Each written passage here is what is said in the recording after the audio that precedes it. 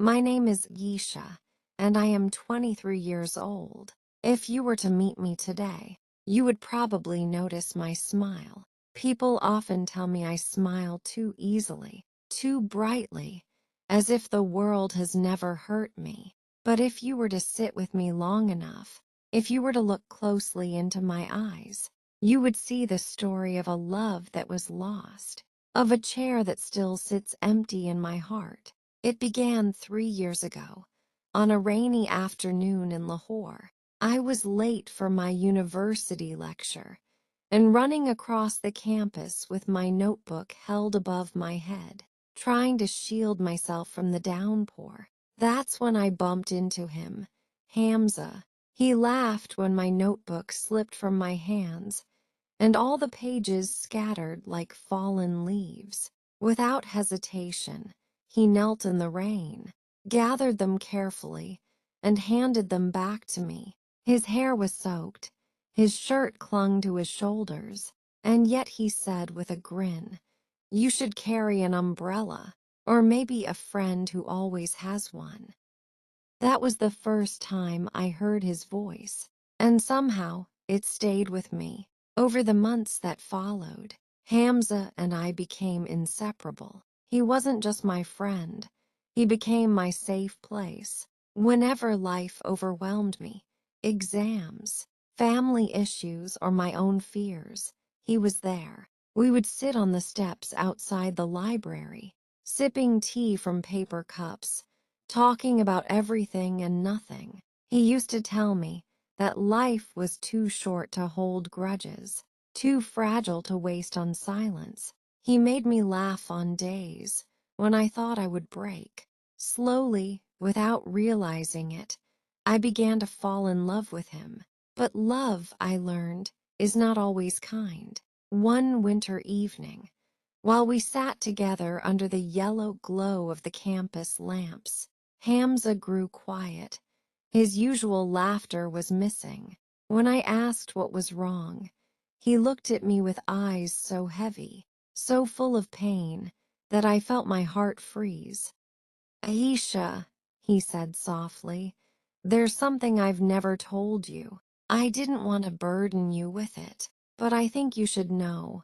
I've been sick for a long time. It's cancer." The word cut through me like a knife. I tried to smile, tried to brush it off as something treatable, something temporary, but Hamza only shook his head. "It's advanced," he whispered. "I don't know how much time I have left." That night, I cried until my pillow was soaked. It felt unfair.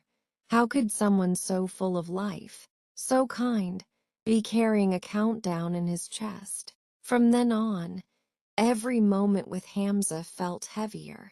We laughed, but behind every laugh was fear. We planned small adventures, late-night walks, rooftop conversations, trips to quiet tea shops, knowing each one might be our last. He told me once, "Promise me, Isha, when I'm gone you'll keep smiling. Don't let my absence steal your laughter." I wanted to promise, but my heart ached. How do you promise to smile when you know your whole world is about to collapse? Months passed, and Hamza grew weaker. His once steady hands trembled. His laughter became softer, and his walks shorter. On his last night, I sat beside him in the hospital. The machines beeped softly. The air smelled of antiseptic, and the weight of goodbye hung heavy in the room. He looked at me one last time and whispered, "Don't cry, Aisha. Look at me. I got to love you, even if only for a little while. That's more than enough for me." And then he was gone. For weeks after his funeral, I couldn't sleep. His chair at our favorite tea stall remained empty, and every time I passed it, tears blurred my eyes. My friends told me to move on. My family told me to be strong. But grief is not a visitor you can simply ask to leave. It settles into your bones, into the rhythm of your breath. But slowly, very slowly, I began to remember his words. Promise me you'll keep smiling. So I tried. Not because the pain went away, it never truly does, but because he had asked me to.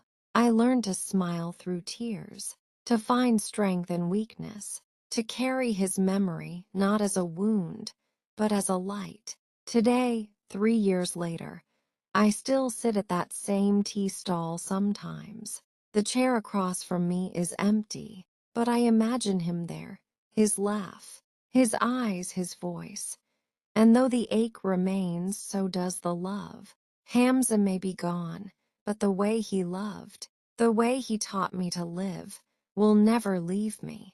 Because sometimes, the most beautiful love stories are not the ones that last forever, but the ones that change us forever.